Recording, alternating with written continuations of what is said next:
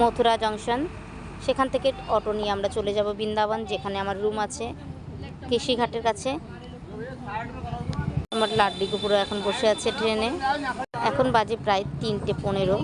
আমরা এখন পৌঁছে গেছি আমাদের রুমে।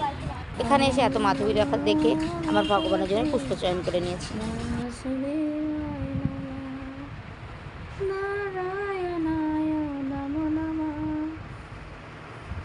হরে কৃষ্ণ। আমরা বৃন্দাবন ধামে নিজেদের রুমে এসেছি।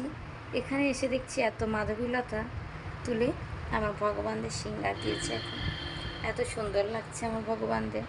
যেখানেই আমার লাড্ডি গপু যায় সেখানেই ফুল পায়।